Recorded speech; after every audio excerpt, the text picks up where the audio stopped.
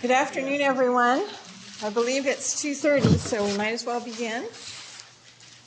My name's Laura Lackey. Welcome to the Spring 2012 Miller Lecture.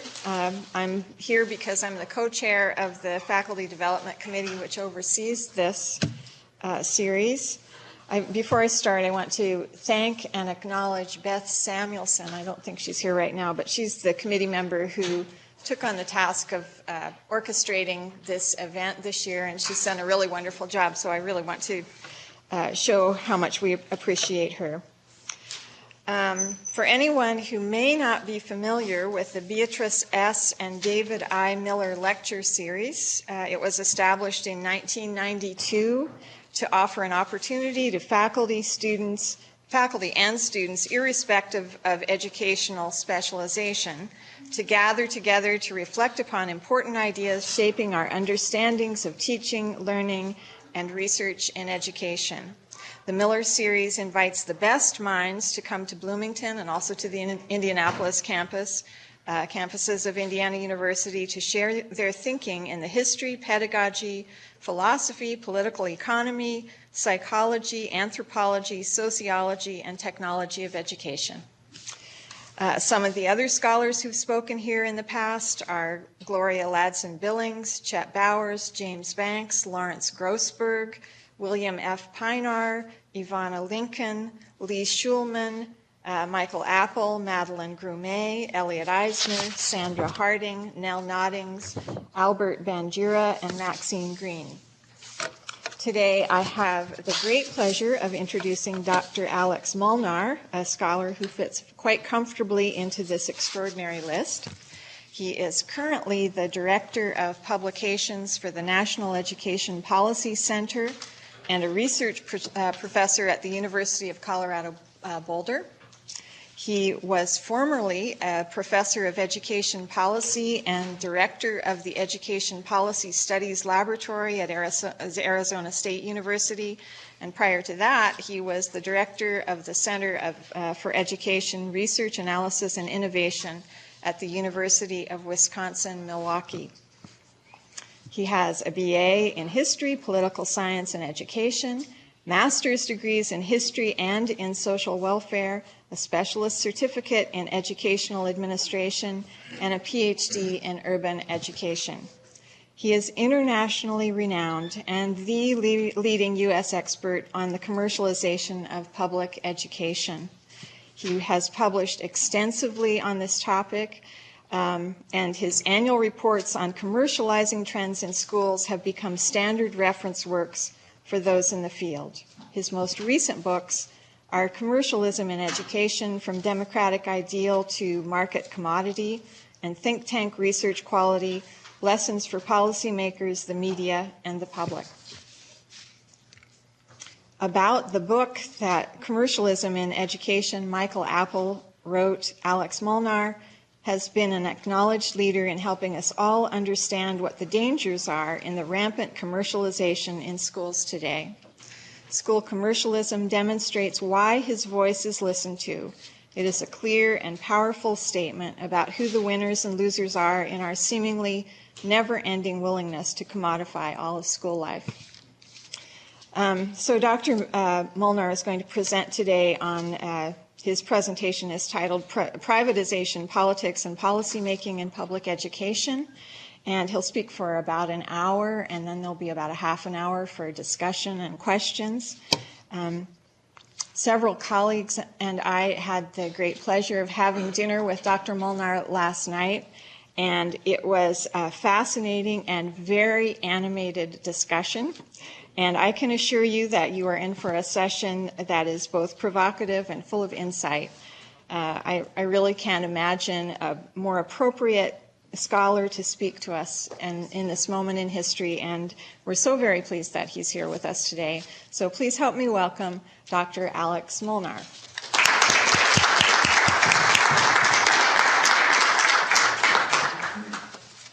Thanks very much.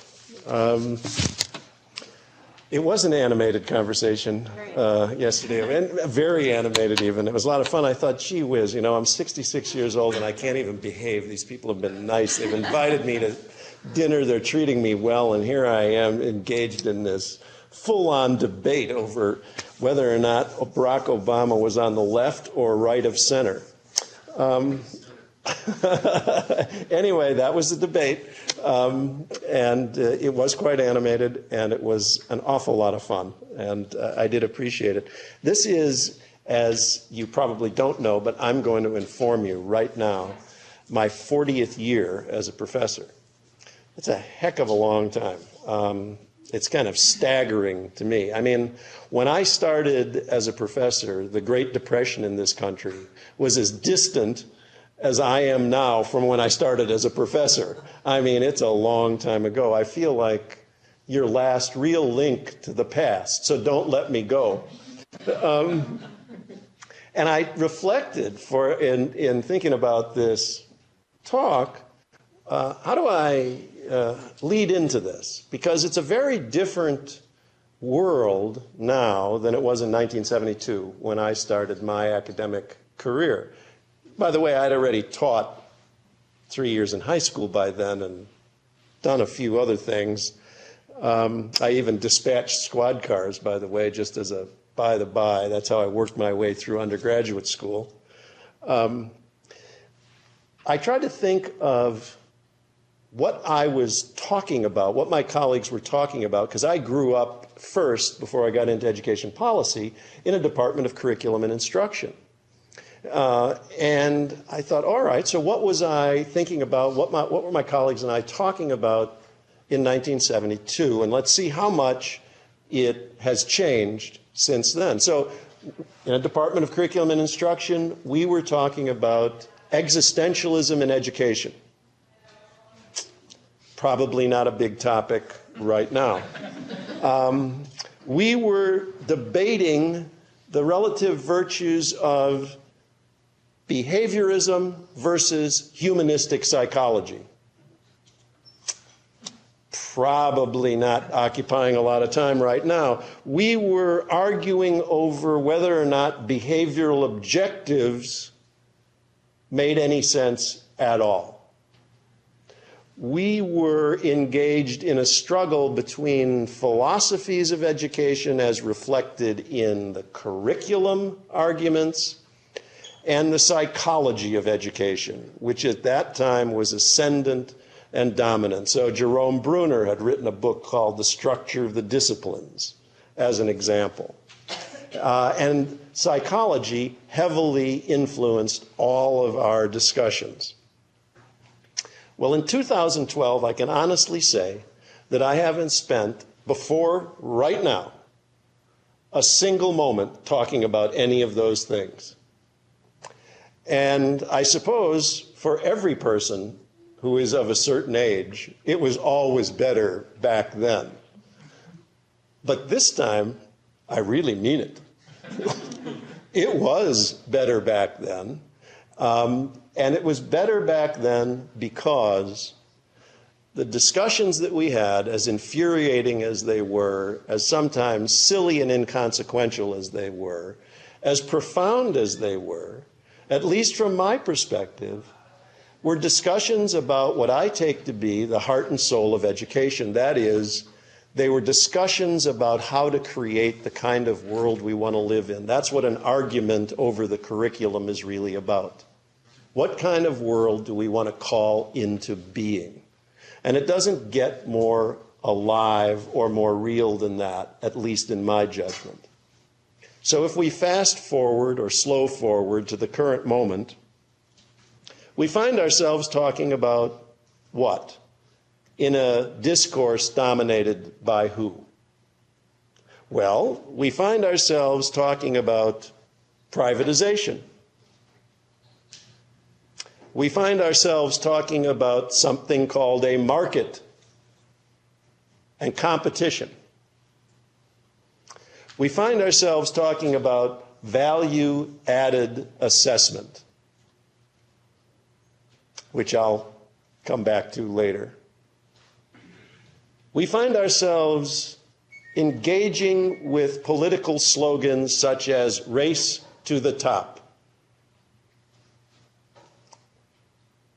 And we have a field that is dominated by economic discourse, but even within that discourse, it's a truncated and crabbed discourse representing a very narrow corner of economic theory.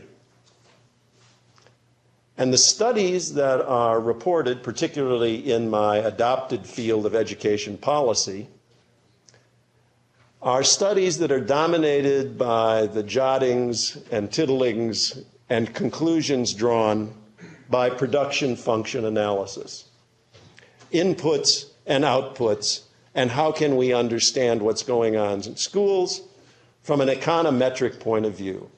So we've passed from philosophers, John Dewey, to psychologists, Skinner, Bruner, to economists, Friedman. You know who Milton Friedman was, don't you? I think his foundation lives up the street, doesn't it? Yeah. Very influential. So those are that's sort of the lineage and the trajectory. And I thought a little bit also about the inevitable outcome of some of this, at least insofar as it relates to the way in which, in our public discussions, teachers are thought about. You've heard this movie, Waiting for Superman. Maybe some of you have seen it. Kind of very slick piece of agitation and propaganda, we would call it in the old days. Complete nonsense, of course, but very, very powerfully presented, and the critics loved it. They just loved it. Well, Waiting for Superman was a sort of interesting way of titling that misguided film. But as I thought about it, and I thought about the way teachers are characterized, the result, how do we pile up result upon result upon result of the way in which we have approached thinking about teaching, approached thinking about schools, approached thinking about what constitutes a common public life, approached thinking about what is the good life, if we even have those thoughts anymore. Really, the end for me is I went and I looked up this old trope, the Madonna and the whore. Because if you look at the way in which the discussion of teachers is bifurcated, you see that there are Madonnas in this analogy. They're Madonnas. They are selfless. They are dedicated. They are working against all odds in desperate situations to pull the best possible outcomes for their students. They defend and protect their students. They do it without regard to place. They do it without regard to money. They are the Madonna. They are to be revered. We hold silent auctions on their behalf so we can honor them. Rich people gather together to celebrate their legend. Bill Gates mists up at the thought of these incredibly wonderful teachers. They stand and deliver. And then there are the whores. They've been corrupted by unions. They're lazy. They hide behind due process. They oppress poor children. They don't care about them. They don't care about learning. The only thing that they care about is their pensions and their paychecks and their privileges. And the only way to liberate teaching from the whores is to destroy the unions. It's really so simple. So if you look at the way teachers are described, you will see that in the same breath sometimes the same person will simultaneously describe teaching and teachers as this altruistic calling filled with incredibly competent, dedicated people, and then almost instantaneously switch, the clouds darken, and these people have become the enemy. the corrupted horrors of the popular discourse about teaching. Well, how did it get to this? How did it get to this pass? That's really what I want to talk about today. And by way of a segue into the little walk through history, you'll get a chance to walk through history with me.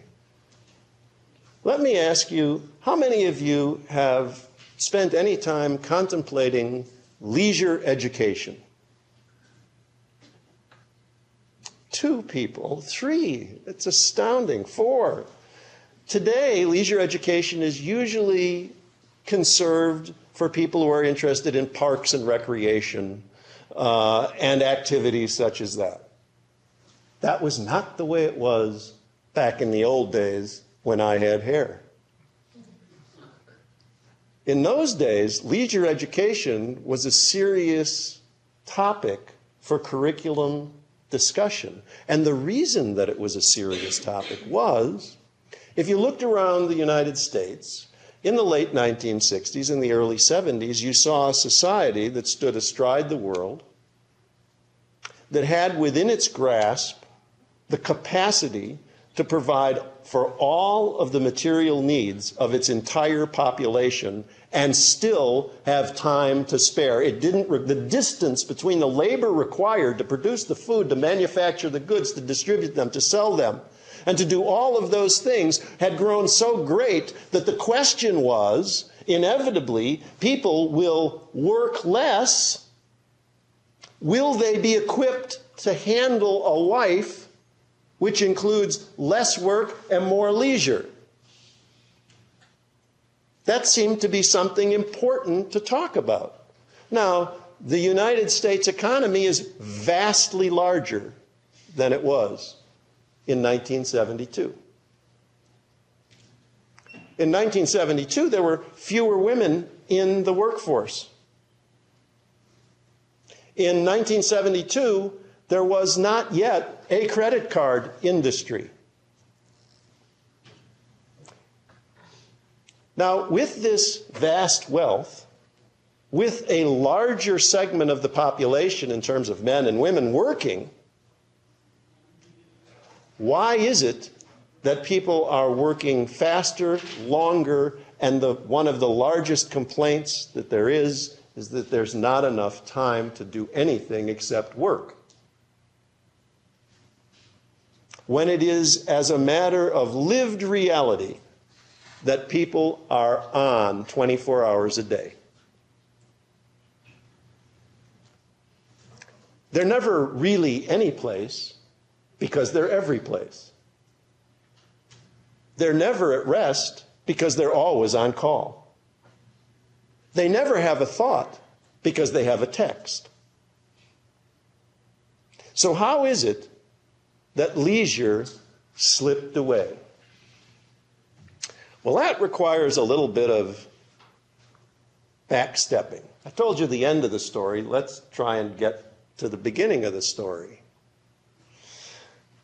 I wouldn't be the first person to observe, even in the superficial way in which I'm about to, that you can tell a little bit about the animating ideas of a civilization by looking at its architecture. I mean, you could crudely say that a culture's history is on display in its architecture. So if we just accept that for a moment as a premise, and we take a look at European civilization between, let's say, the years 1000 and 1500, and you look back now architecturally of what remains of that civilization, what do you see? You see magnificent cathedrals. You see cathedrals that took centuries to build, unimaginable on today's scale. Centuries to build. Generations of master builders on the same building to construct these cathedrals. Now, I don't think it's too much of a stretch to say that you were looking at a civilization that was animated by religious ideas. When you were looking at European civilization between 1,000 and 1,500. Obviously, there was a lot else going on, but those are the concrete manifestations of a dominating ideal. It was a religious ideal. Let's go to the 18th and 19th century. How about we come to North America? Why not the United States? Here we are, the United States. Take a look at the state capitals that were built in the 19th century in this country and in the early 20th century. They are imposing structures. And in many state capitals, if they haven't been completely ringed around by more modern buildings, if some care has been taken with regard to preserving the architectural heritage that those buildings represent, you could easily imagine that those buildings were intended to be the most significant buildings of their age. They inspired awe, they inspired reverence, they conferred legitimacy. They were significant buildings that represented not just significant investment in time, in money, but they represented an expression of a political idea that had become ascendant. And that political idea, within the context of the United States, was representative democracy. Those buildings are the temples of democracy. They are the cathedrals of a political culture, a culture animated by a political ideal. The common school is rooted in a political ideal. In the United States, we've always had extensive involvement of religious ideas and the interaction of religious ideas with political ideas in our common and public discourse. But the common school is rooted in a political ideal. You can't separate the common school from representative democracy in the United States. It can't be done. It would be historically invalid, I think, in my judgment anyway, to try and do so. Well, now, if you move forward further to the end of the 19th century and the early part of the 20th century, and you survey the landscape in the United States, and what do you see? You see an industrial landscape.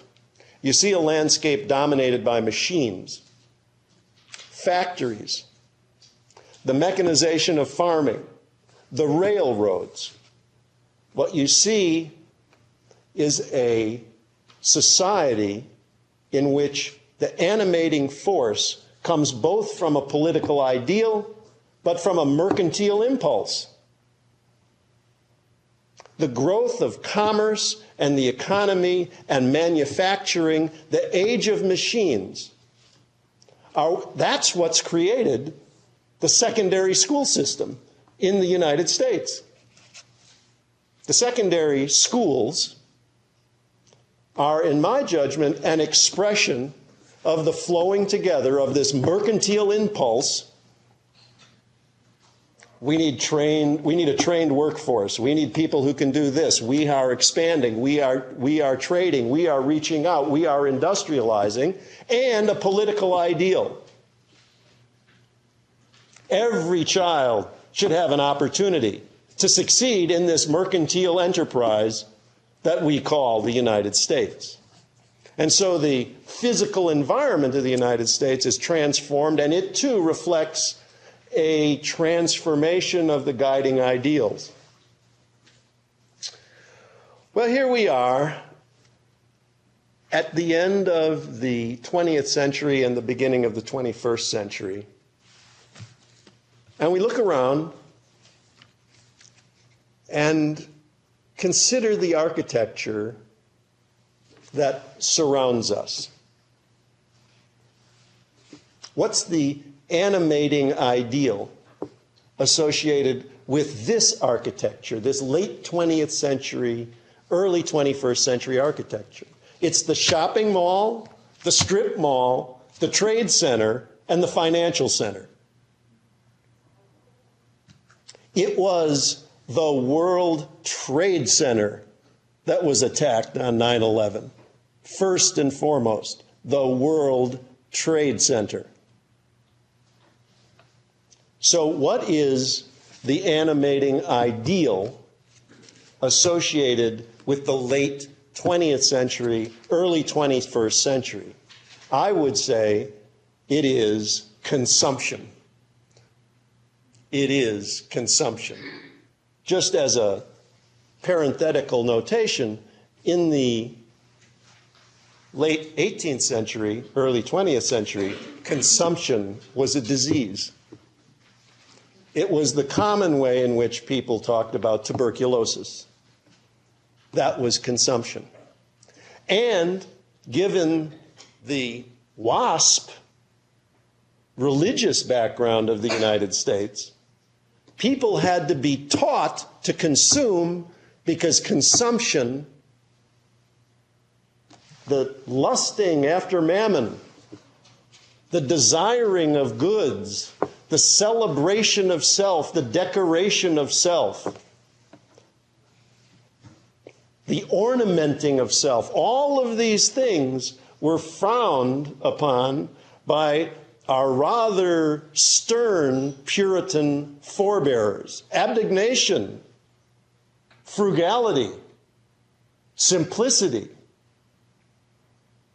self-reliance. These were the virtues that were preached. An entire set of generations had to be taught to consume at the turn of the century. And consume this country did until it consumed itself into the Great Depression of the 1930s and the worldwide financial collapse that accompanied it. Now, for people my age, for all the baby boomers, because having been born in 1946, I'm at the leading edge of the so-called baby boom demographic.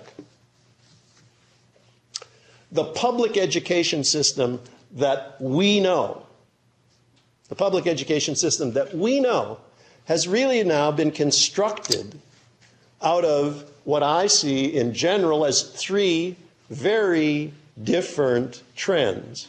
One is the residual inertia, the inertia of this amalgam of political ideals, representative democracy, and the industrial age.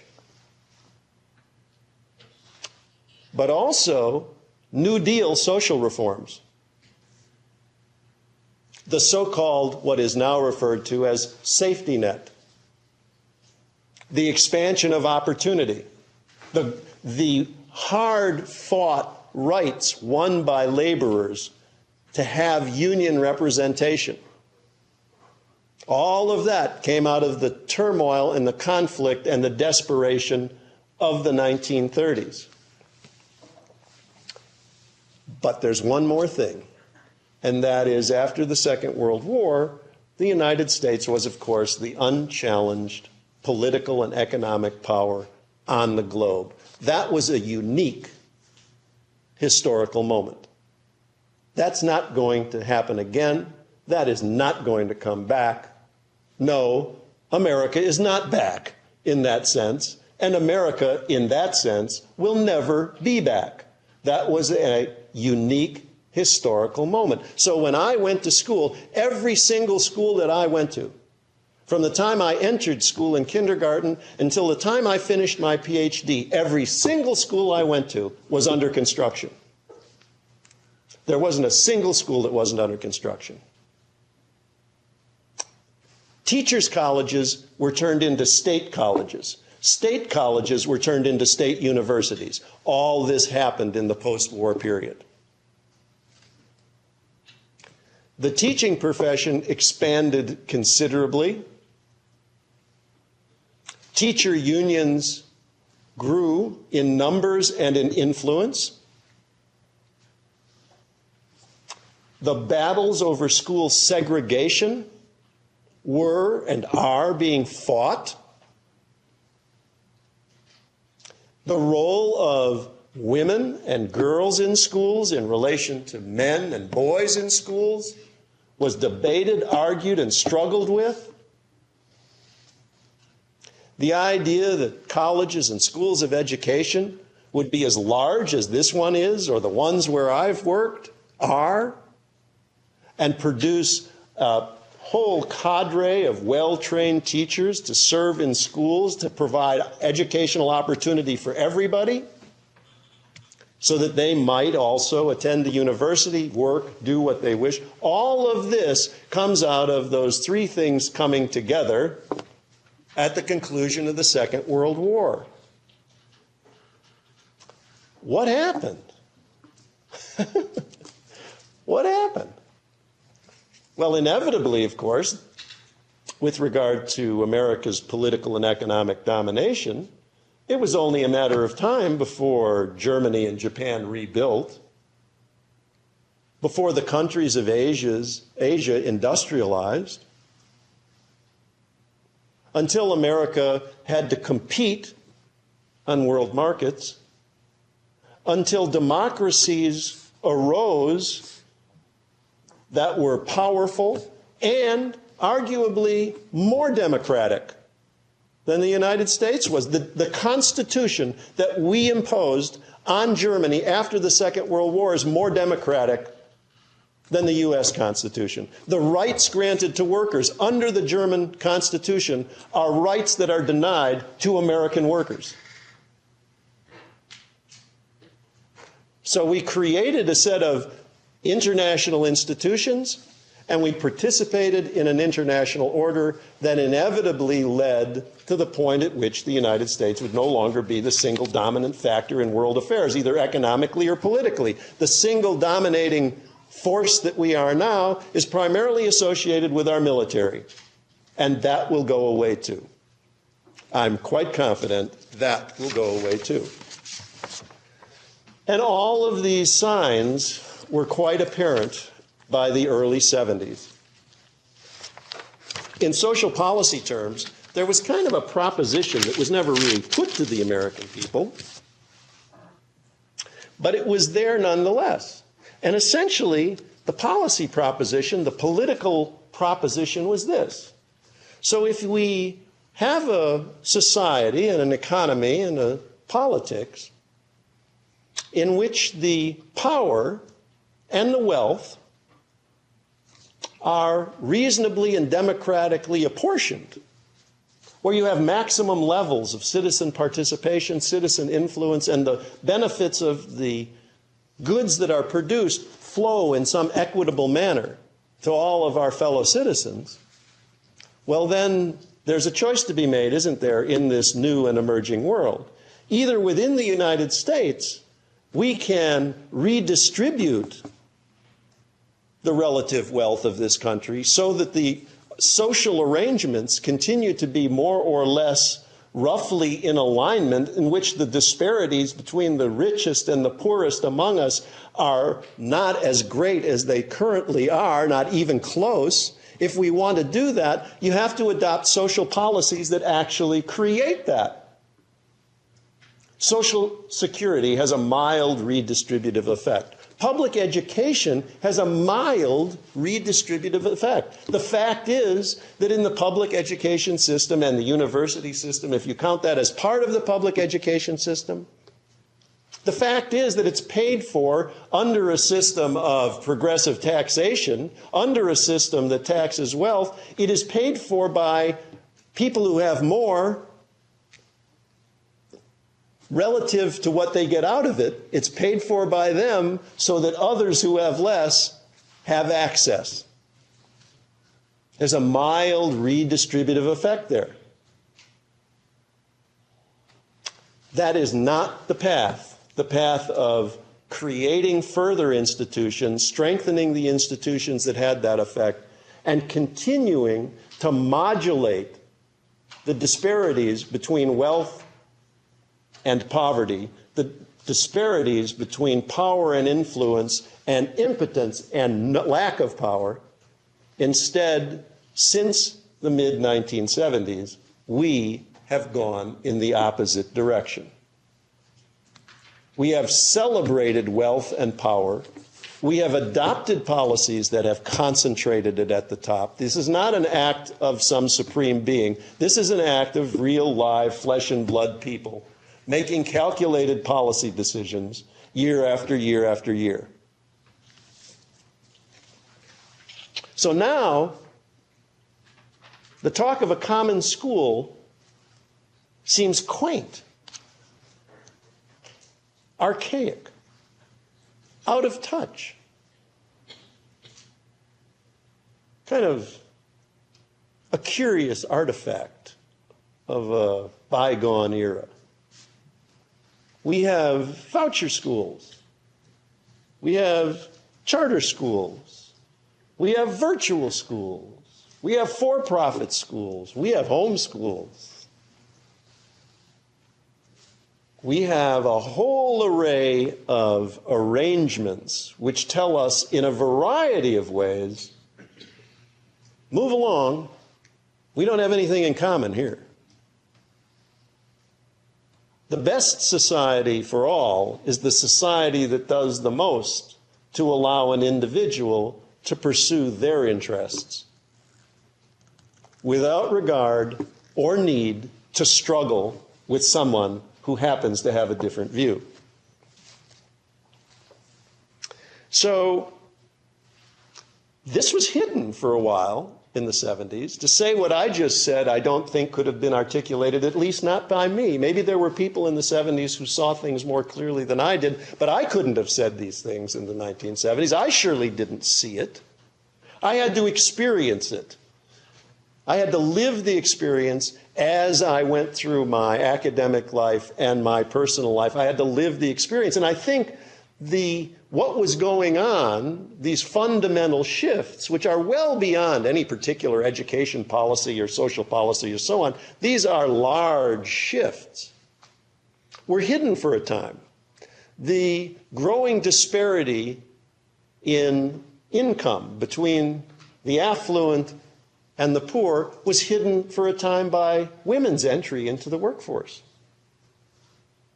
So now, two families were able to do as much,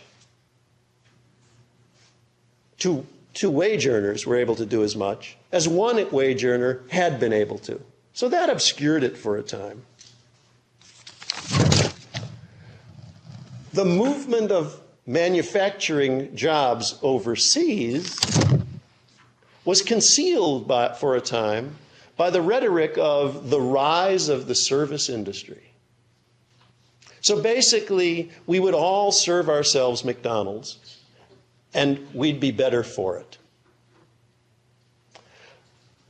But the real, in my mind, major factor that concealed this transition was the massive explosion in the accessibility of consumer credit and the attendant explosion in consumer debt.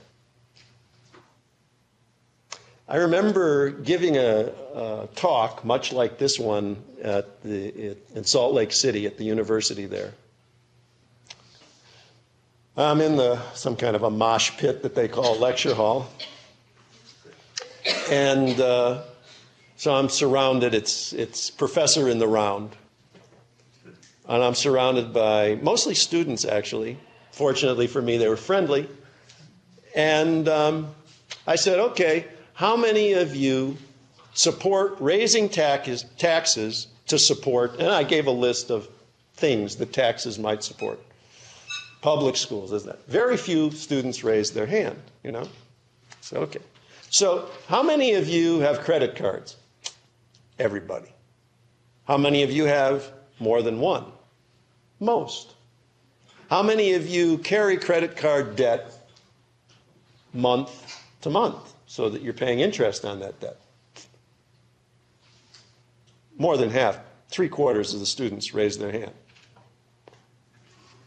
And the reason I asked them that was to make this rather straightforward point. So let me understand this. Let me understand this.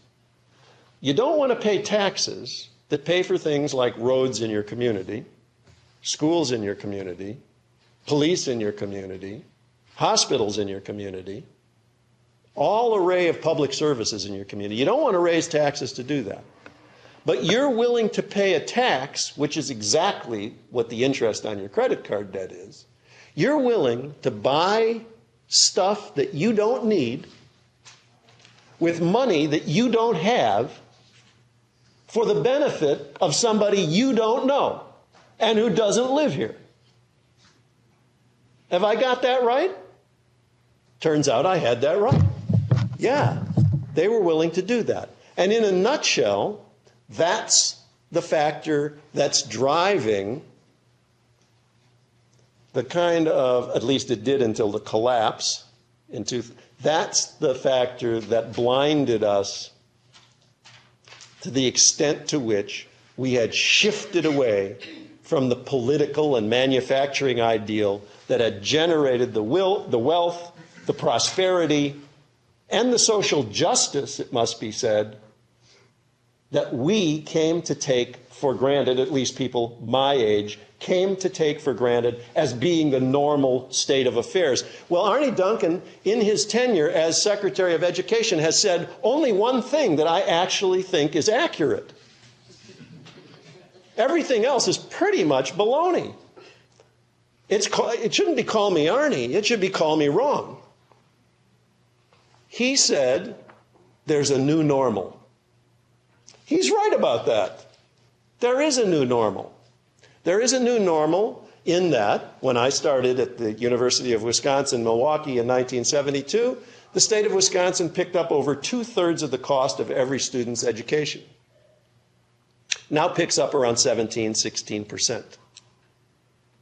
When I started teaching at the University of Wisconsin in Milwaukee, students mostly got financial grants and aid. Or if they got loans, they were government loans at a low interest rate. I helped pay my way through college with the old National Defense Education Act loan.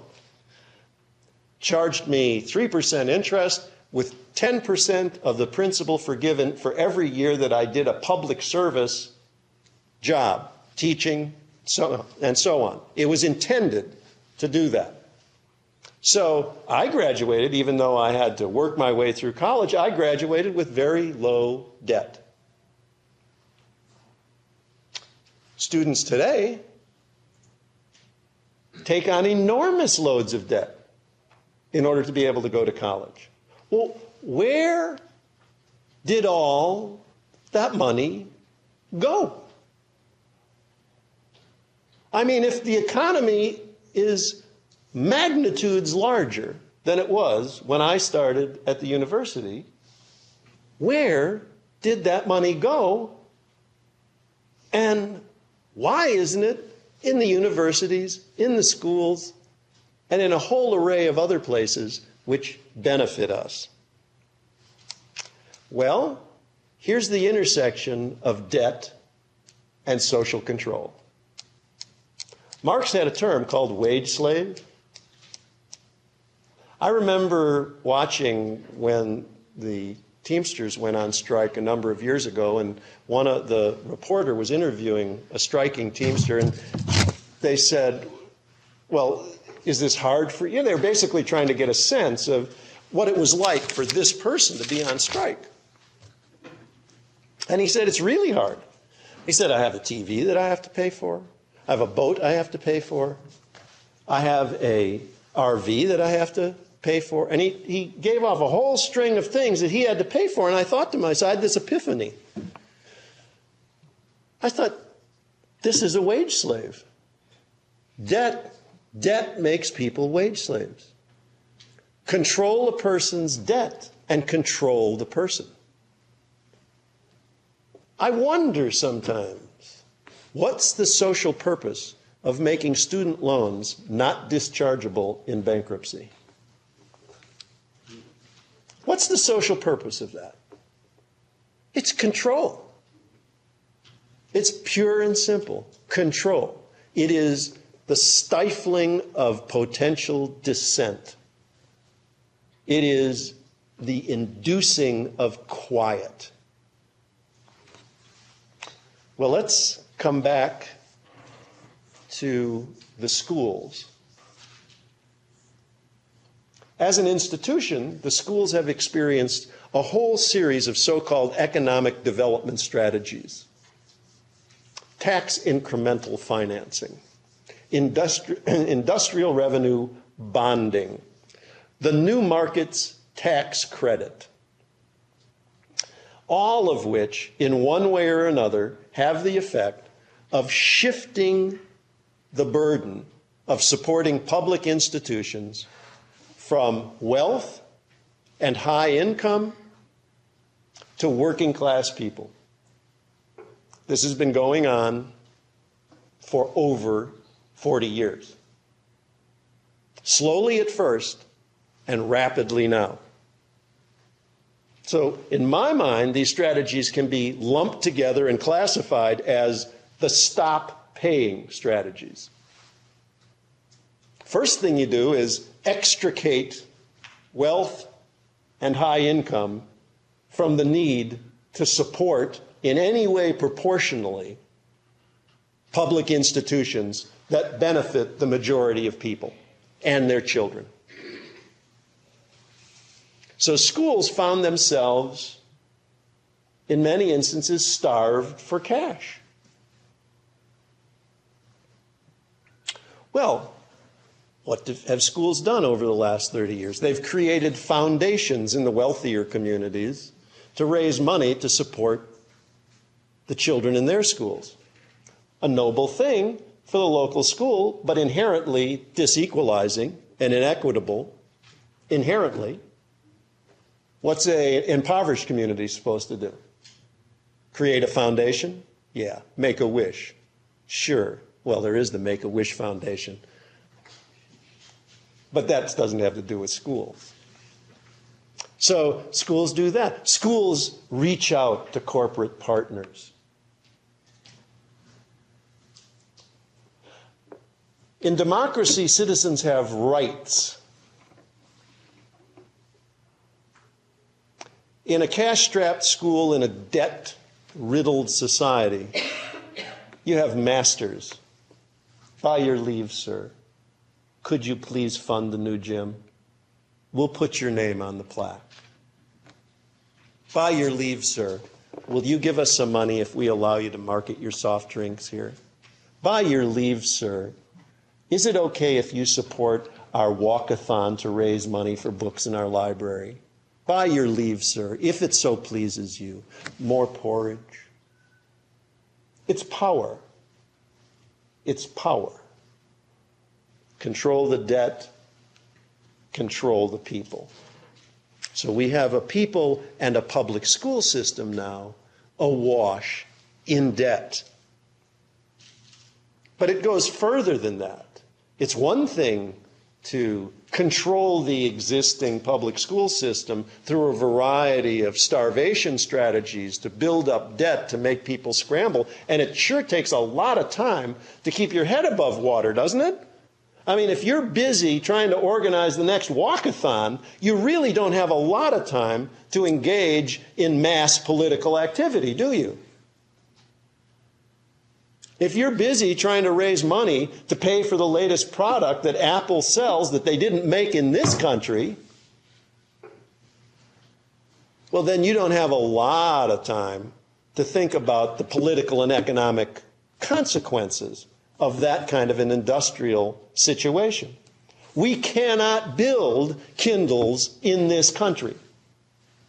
We cannot do it. Do you know why? Because the industrial and manufacturing ecology of suppliers that is necessary to build it no longer exists.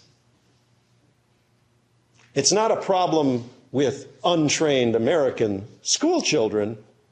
It's a problem that there's no place for them to practice their skills. If Amazon wanted to build the Kindle in the United States, it couldn't do it because the infrastructure doesn't any longer exist. But it's not enough to have debt. It is also necessary, and here we come to the Madonna and the whore analogy. It's also necessary to solve a kind of age-old problem. And that is, how do you transfer money from people who earn that money with their labor to people who earn their money, if you can use the word earn, not from their labor, but from their accumulated wealth? How can you transfer the money, the profit, the enterprise, from people who labor to people who have money? They make their money by having money. How can you transfer money from people who earn less to people who earn more? The schools are a huge problem when it comes to that question, because they represent an enormous public investment, hundreds of billions of dollars. They are nationwide, and about 80% of their budgets is consumed by people who sell their labor.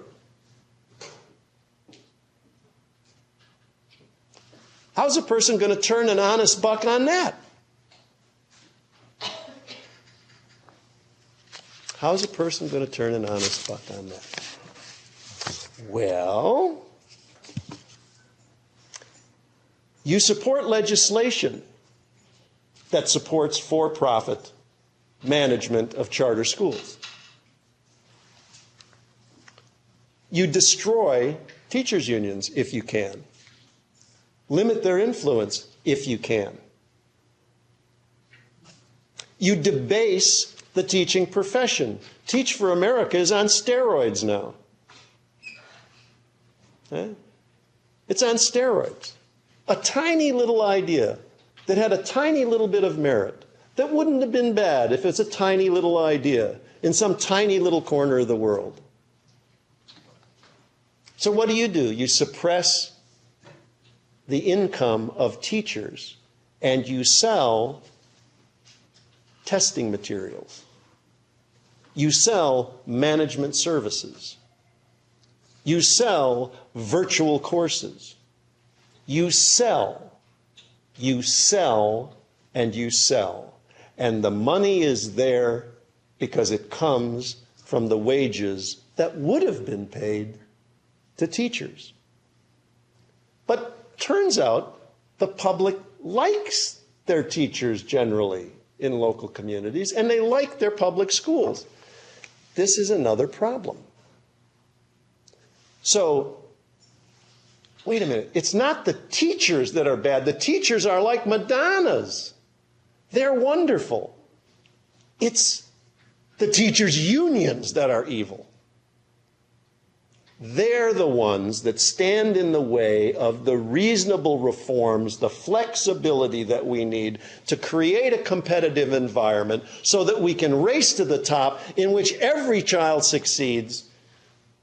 And then what? There's no good answer to the and then what, because there aren't jobs for all of these children that succeed. But basically, we have got to break the unions because we have to unlock the cash box, because we need a teaching profession that we can take back to some kind of virtual version of the Lancastrian method, where we can celebrate a relative handful of highly paid elementary school, middle school, junior high school teaching superstars. We'll even invite ex-politicians to dance with them if you want us to. We're going to give them a lot of money. I think Secretary Duncan said, by gosh, good teachers deserve at least $150,000 a year. Hope you get it. I'm behind you all the way. So we have this small collection of highly paid, very visible, celebrated Madonna, Superman teachers, and we have a cohort, the greatest number of teachers, who cannot and will not ever succeed at becoming superstars despite their best efforts. And the money that they're not paid will go into the hands of advertisers, administrators, marketers, and providers of so-called educational services, who in their turn will pay the people who work for them a very modest wage. It's the University of Phoenix model, to use a higher education reference. So I think that the phenomena that we're watching here has to do with not just a political problem and not just an economic problem and not just a cultural problem. It's a political problem wrapped in an economic problem, wrapped in a cultural problem. How can you possibly have an effective mass political movement? How can you possibly have an effective public school system that equitably serves the least among us as well as the wealthiest among us? How can you possibly have social institutions like universities that keep their doors open to all if you don't apportion the wealth in ways that are different than the way this country currently does? And how can people even think about it? How is it possible to even think about it if they are so deeply in debt that the only thing they can think about is how on earth they're going to make their next student loan payment, how on earth they're going to make their next credit card payment? And oh, by the way, did you see that over at the mall? I'd sure like to buy that. Oh, gee, I'd sure like to have this. I'd like to have that. We have a culture now that has an economy that has been thoroughly financialized. It produces relatively little. Its wealth comes from a series of financial manipulations that few people understand. We have a population that is deeply, deeply in debt and can see no way out of that debt for many people. And we have a pressing need for people to mobilize and engage in collective political action, and no institutions left to join to do it. The unions have been all but destroyed. And for those of us in the teaching professions, I was telling somebody when I campaigned for state superintendent of public instruction in Wisconsin in 1992, I was the only candidate who went into labor temples and spoke. And I could tell you in 1992 that blue-collar workers were starting and despised teachers. And they despised teachers because of the box they had been put in.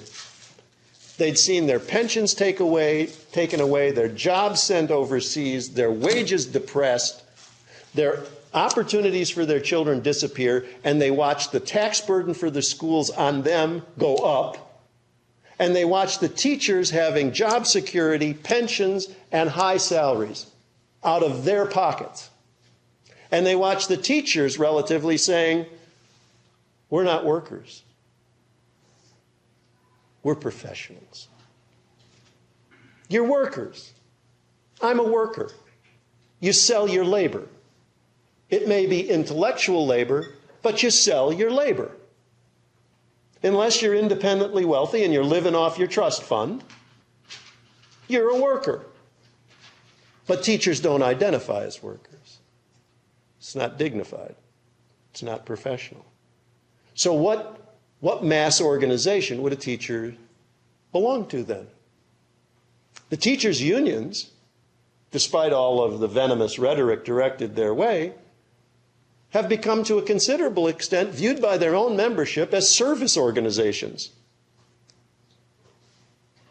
The members go to their unions not for political mobilization, they go to their unions for benefits. I'd like to sign up for the insurance plan. I would like to sign up for this. I would like to do that. Their own membership doesn't view them as unions. So the project of the next little while here is to try to understand what it looks like for mass political engagement, what that looks like in the 21st century.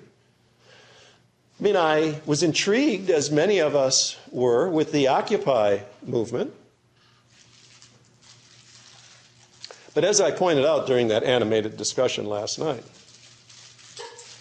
in the 1930s, there was no real negotiation with regard to something called an occupation.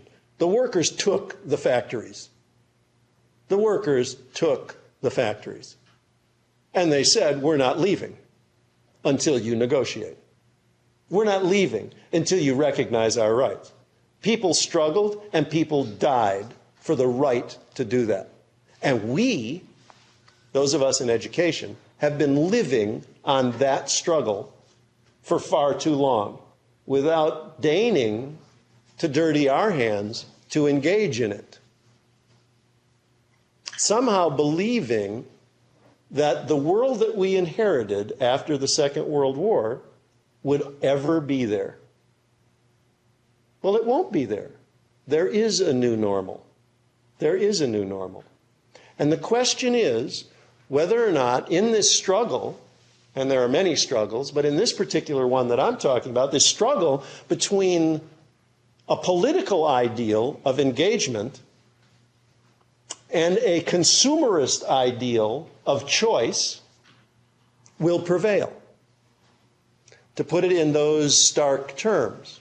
Now, I can tell you, political engagement is a pretty hard sell. We live in a culture that is besotted with consumption, that defines the good life by what you own. A person really is what they wear, how they smell, what they drive.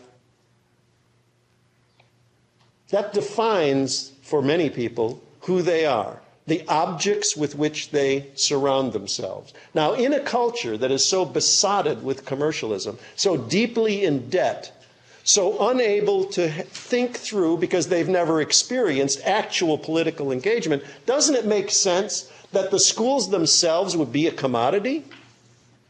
Doesn't it make sense? Wouldn't it be appealing that instead of having to actually engage in the lived process of education, to struggle with people that you don't always like, that you certainly don't always agree with, in a struggle in which you may not see your views prevail, in which you may have to compromise, in which you may have to step back, in which you may have to create something that's different than what you intended? That's what democratic engagement offers.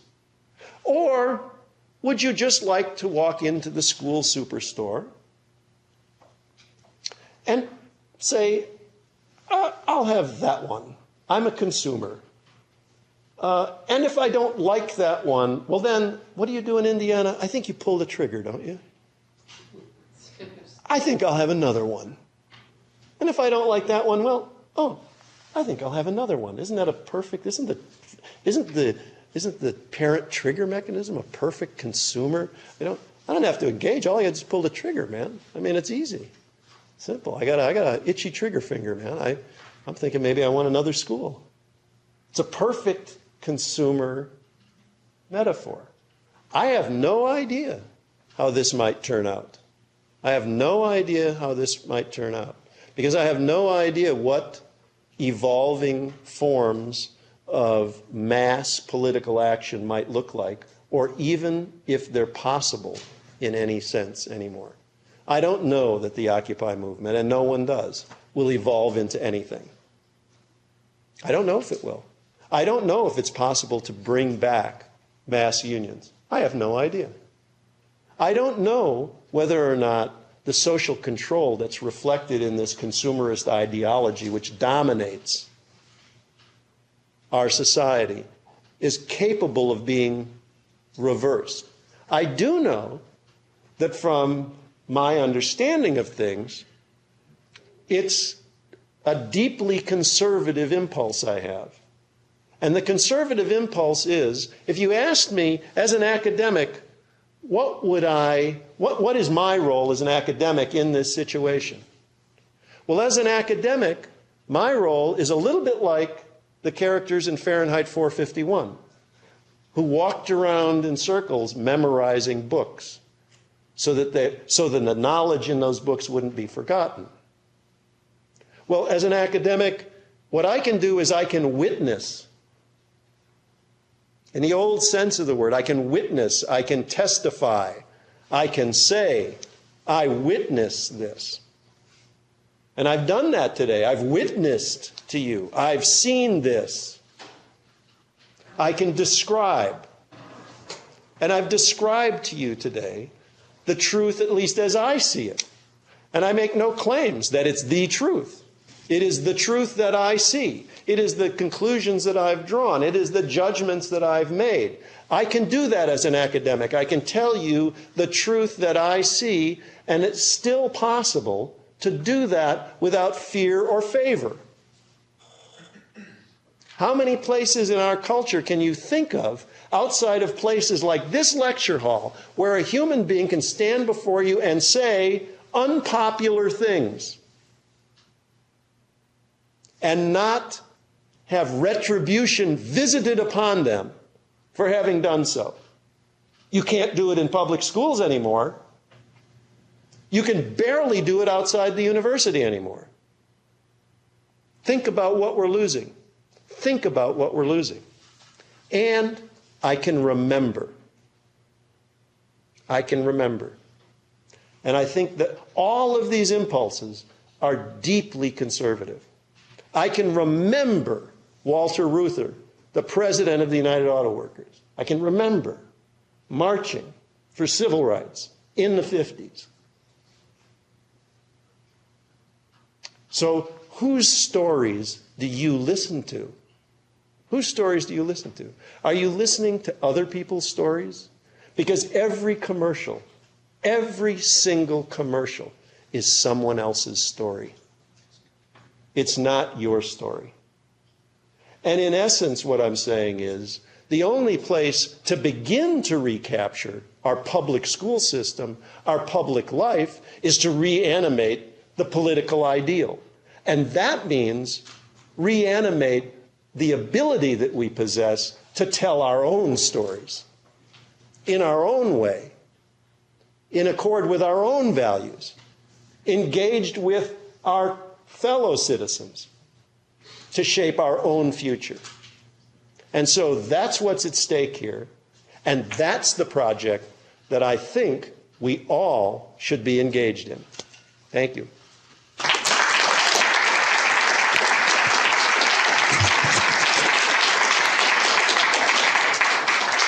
Well, I think I have time for questions. Yes, I do. By God, I've craftily left about 20 minutes, 22 even. Yes? The political economy in the United States we described as a debt control dynamic is going right across the world. So individual family debt is reflected at a global level by sovereign debt of whole countries now that are indebted and being controlled by outside entities. So that we're talking about the workings of a global capitalist economy that have to be addressed. With regard to the ecology for the production of goods that doesn't exist here, it doesn't exist because Apple can go over to China to a factory and wake up the workers in the middle of the night, give them some tea and a biscuit, and put them on an 18-hour work schedule. That is reversible. And it depends not only on the unions, but also on social movements. And those technologies that allow capital to flow and industries to be controlled at a distance also can unite workers and students and teachers all across the world. So the situation isn't quite as dire as you say. These things can be changed and are being changed when people resist. I feel very reassured. Thank you. And I would like to add to your point about the sovereign debt. First of all, I agree with what you've said. So this isn't to disagree with what you've said, but just to add some further thinking on top of that. I would point out sovereign debt crisis is to some degree also a reflection of a whole series of economic trading arrangements built into what initially began as the General Agreement on Trades and Tariffs and has evolved and morphed into the World Trade Organization and this interlocking series of international organizations, the World Bank and so on, which are at their root anti-democratic. That is, you can, for example, within the World Trade Organization treaties, this is fascinating, there is a built-in bias toward privatization. A country can be called before the World Trade Organization if it seeks to, quote-unquote, protect its public institutions, such as schools, waterworks, and so on, from competition from private vendors. It can be called in before the World Trade Organization, and a sovereign state, legitimate sovereign state, can be bent to the will of a series of economic players who are not known, who are faceless, and who control these international organizations. That was put in, and by the way, I want to make what I think is something that can't be repeated too often, and that is, this is not a partisan issue. In most recent history, Bill Clinton and Larry Summers and Rubin they devastated the basic underlying democratic structures that governed the economy in a way that was every bit as potent as the way that George Bush did it. So this is not a partisan position. There are factors at work here, deep political, economic, and cultural factors that are way beyond these rather sort of superficial considerations of partisanship. And I would note, by the way, that our presidential candidates are now referred to as brands. And we're asked to buy them. And they are sponsored. Mitt Romney and Barack Obama should get nylon bowling shirts. And they should have the names of their sponsors on the back, just like a bowling team does. And so we now commonly talk about politicians as brands. Okay? So we have a corporatized, commercialized political system dominated by the language of consumption. Other questions? I hate that when my answers drive them away. There's still time. Don't make me keep lecturing. Alex, what do you think about this movement with takeovers, state takeovers of low-performing schools? So in Indiana, of course, we have charter schools, and now we have vouchers. Now we're yet seeing another force in the marketplace about the state doing better than the school district, about how to operate low-performing schools. The state now is, here in Indiana, taken over 6 low-performing schools. Gary in Indianapolis, right? That's correct. Those are the targets. And they're trying to modify the legislation to have more power to take over even more schools in a shorter time frame. So, and we don't know about these education management organizations who are taking these schools over, what their track record is. Actually, we do. We have I don't know, Beth, you were going to have something to hand out to people. I sent to you. Just saw it here. Is it here? Okay. At the National Education Policy Center website, we have a lot of materials that I think you would find of interest, but one of which is our annual report on EMOs and CMOs. They do have a track record. What do I think about that? I think that there may be institutions in our society that have less relevant expertise for managing schools than state departments of education, but I'm hard-pressed to think of them. I mean, I think you could probably turn over the running of the schools to the State Undertakers Association, and they would do as good a job, honestly. And I'm being both facetious and serious at the same time. There's no resident expertise in the bureaucracy of a State Department of Education that is capable of managing a school. And so state takeover is really just another face of corporate takeover. What they will do is the state will exercise its power to take over these schools and do exactly what you said. They will turn it over to either 1, 2, 3, 4, 5 private vendors. And taxpayers will pay these private vendors to do it. And those private vendors will pay their teachers less, they will pay their executives more, and if they are for profit, they will push it onto their shareholders.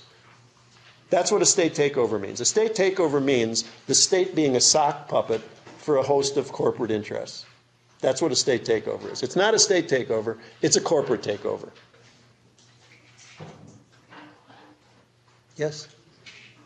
Talk a little bit about the bias against the subjective element in evaluating student performance. Absolutely. I think that question is possible to answer from a psychometric point of view, and that is that value-added modeling simply doesn't have, the technology is not there to be able to make reliable or valid rankings of individual teachers. The technology simply doesn't exist. It's too unstable. It's too sensitive to the way the variables are loaded in and weighted. I mean, it doesn't exist. And then you don't even get into the way in which the confidence intervals have a nasty little way of shifting depending on what the subject is that's taught and so on. That's the psychometric end of it. So the technology just flat out doesn't exist. to make value-added assessments a reliable tool. I don't believe value-added assessments are really important in terms of assessing teacher performance. I think they're important to destroy unions. I think they are a vehicle for doing that, is my judgment. Because anybody who looks at value-added modeling, that is a person who has, A, the expertise to understand what the modeling is and is not, and B, is a person who has integrity, is going to say you can't use these to rank individual teachers. So you put the modeling with a subjective evaluation and you still got nuts, you got nothing. So then you got Bill Gates running around with MET, measures of effective teaching, trying to reanimate the corpse of Ned Flanders. Okay? Ned Flanders, for those youngsters in the audience, is the person who spent a considerable amount of his time, his career, trying to come up with a way of sitting and doing, valid tools for observing teaching. Well, if you ever looked at one of Flanders, and this was in the 40s and 50s, if you looked at one of Flanders' methods, you sit there and check. So it's an interesting little game that the Gates Foundation in particular is playing, where they try to say, we want multiple measures, but we are going to mark the validity of the multiple measure by calibrating it against a value-added score. It's absolute nonsense. It's circular nonsense. And I really don't think it has a educationally valid purpose, but it sure is a really useful tool for cracking the whip against the unions. Yes? I'm curious, just because the way that Indiana crafts its teacher evaluation model is that it can be, there's a certain amount of the evaluation which is now mandatory to build into teacher contracts theoretically beyond this year. And the amount of it that can be based on objective measures is only so much. And then the rest of it is sort of determined within the context of a local school district. And so, on one hand, yes, it takes away a bunch of collective bargaining rights and puts the focus only on the determining of how teachers are going to be salaried. But I wonder if you think it's helpful, in a certain sense, that teachers at least have a say in what those metrics are. I mean, because the idea goes, and the way that the state's rhetoric in this goes, is that teachers are empowered and that local unions or groups of teachers can help the district make those decisions and ultimately determine the criteria on which they're judged. Within the current context, I'd say that's a specious argument, not the one you're making, but the one you're describing. And the reason that I believe that is because of the mandatory requirement for these objective measures and because of the way in which, at least if you take a look at the agreement that the New York teachers reached with the state of New York, if you look at the way that agreement is structured, basically the whole thing is driven by the objective measures anyway. And then when you take a look at the actual power of the objective measures to validly assess teaching performance, now there's several layers of problems here. One is that it just doesn't work. So making it 40% or 100%, it doesn't work. You can't do it. That's number one. So flat out, it doesn't matter. Make it 25%, make it 75%. Doesn't work. But then there's the whole question of what it is when you have a test-based score for a teacher, and whether or not that represents anything important at all with regard to student learning in that classroom. Because it may not. It may represent imperfectly some element of test performance. So we have now distilled, and here's the pedagogical objection to this whole regime, we have now distilled classroom teaching and the curriculum of schools into the test. The test is the curriculum, and the technology is teaching for the test. That's what it is.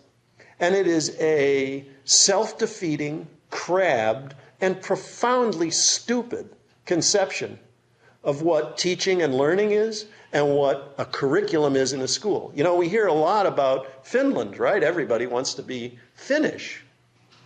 Right? Maybe we should all just climb in the sauna and our schools will be better.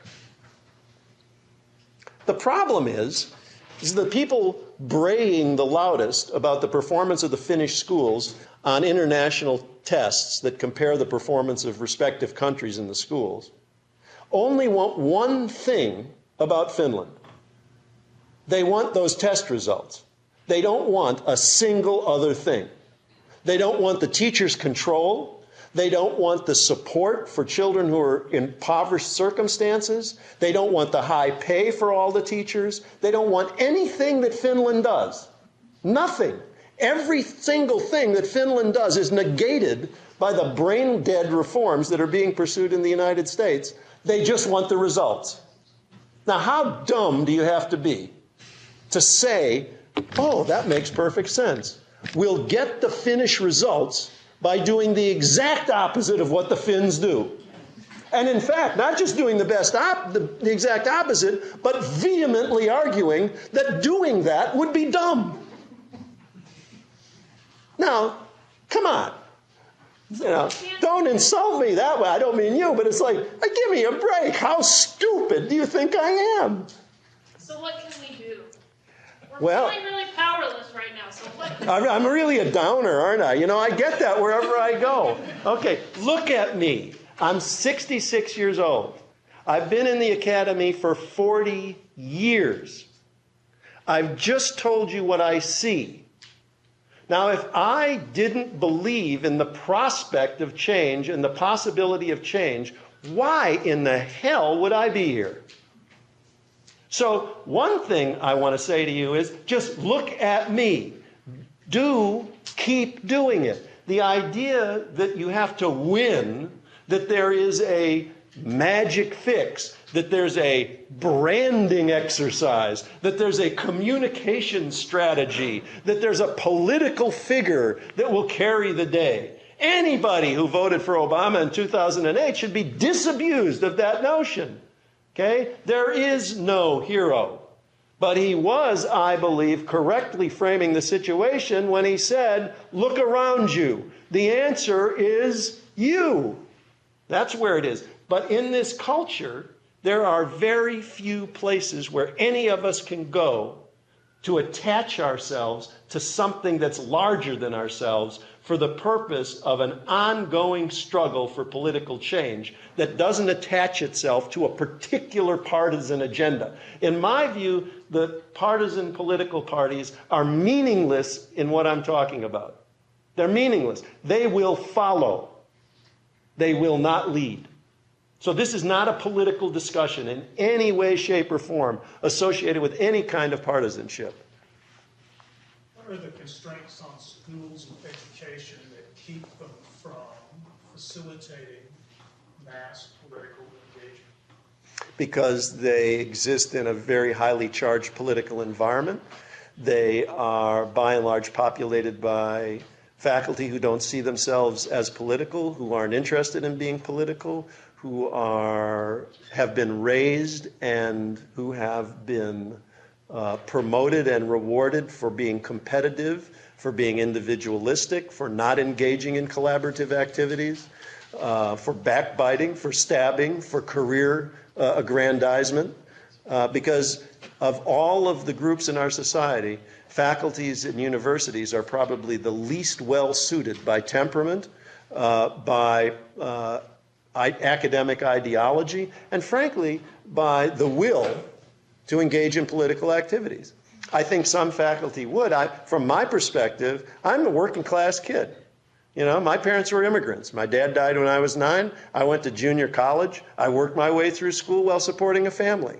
I have a certain class bias. I confess to it. And so when I look about my colleagues, I still carry with me this class bias. And what I see from here I'm being very editorial and very censorious and very working class, I see a bunch of overprivileged, whining people who basically don't have a clue. They're cowards. They have tenure.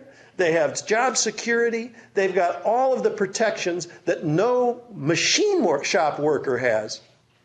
And what do they have it for? They have it, in my judgment, to be able to speak their version of the truth to power.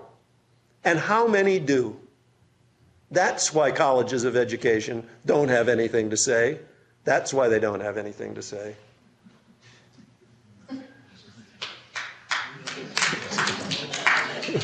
As you can see, I've just been revered and embraced by a series of different college faculties.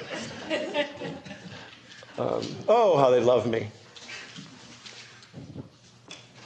Did you have a follow-up? I mean, what do you say to that, right? It's like, yeah. It's like, okay, now that I've set the chairs on fire, Well, yes. I just have one other thing that's different. I'm trying to organize parents to see the big picture right now in Indiana of the privatization of schools. Sure. I have 4 kids in public school.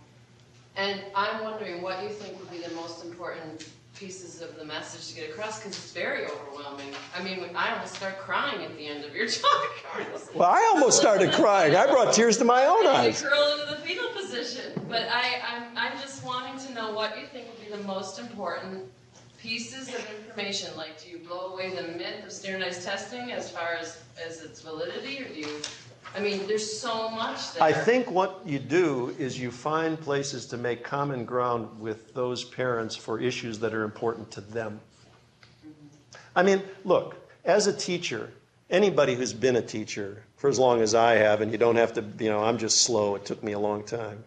But you by and large figure out that if you can't explain yourself within the world of experience of the people that you're teaching, you can't teach them. And the same thing is true with regard to organizing. If you can't understand and speak to people within the universe of their concerns and their interests, then you can't organize them. And so rather than coming to them with what you think is important, I think the first step is to find out from them what they understand to be important. And to try and then make connections between what it is that you understand from your world of experience that actually relates to what they're saying. And then you have the possibility to change each other. Because organizing very often is viewed by some people as the organizer changing the organized. And that's, of course, you're shaking your head. Yes, you understand. It's not that at all, is it? So that's where I'd start. I'd start with the actual parents that you're working with. Look, I'm going, one of my kids represents poor people in Muskegon. He works for legal aid. And he talks to me about this all the time. And another daughter is outside of Madison, a 6th grade teacher who's going through an existential crisis. She's filled with anger and hurt. She's a darn good teacher. She's taught for 15 years. And she can't understand why she is under relentless attack. And even more than that, why she doesn't have control over the pedagogy in her own classroom. So she's frustrated that she can't teach her students in the way that she knows those students should be taught. And she's angry that she is under relentless attack. And she's wondering why this is happening. Well, what I've tried to explain today is it may seem like a country western song, been down so long it feels like up. But this was a long time coming. This didn't happen in a day or a week or a month or a year. This was a long time coming. And it's going to be a long time unwinding. A long time unwinding. And all we got is us. Don't open a vein. Don't crawl into the fetal position, for heaven's sake. We can do this. We can do this. Yes.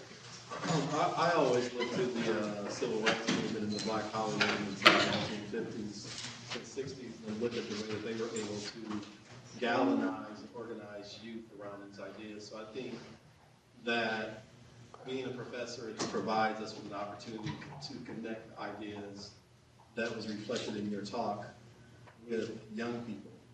And so I think that we can't become disillusioned about our role and the power that we have of shaping the minds of young people in the same way that during the civil rights movement through programs like STIC, that is how they energize the movements.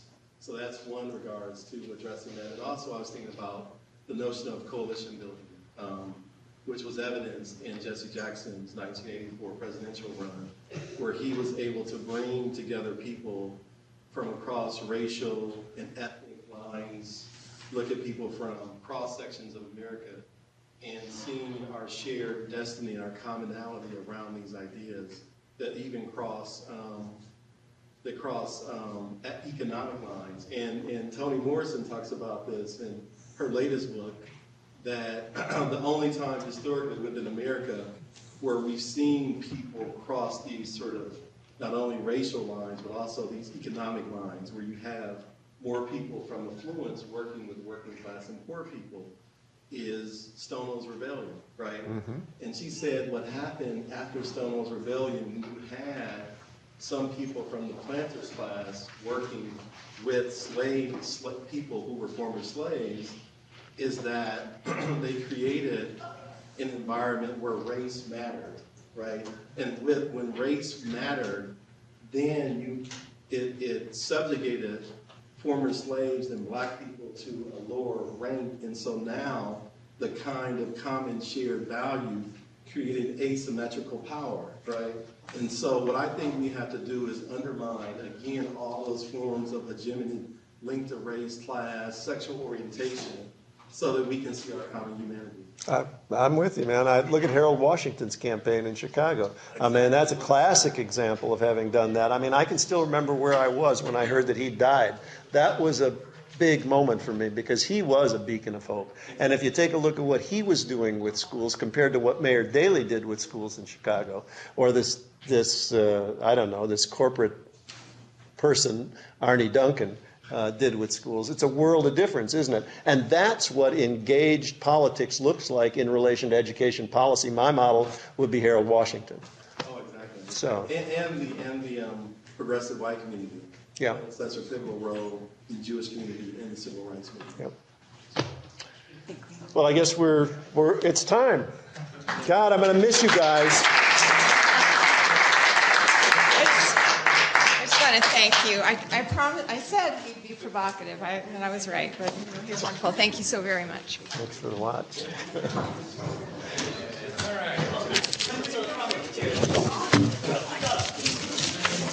Sorry, I've exchanged emails with you about the Kyle Stokes, who's the reporter. Okay, yes. Anyway, Hey. thank you very much.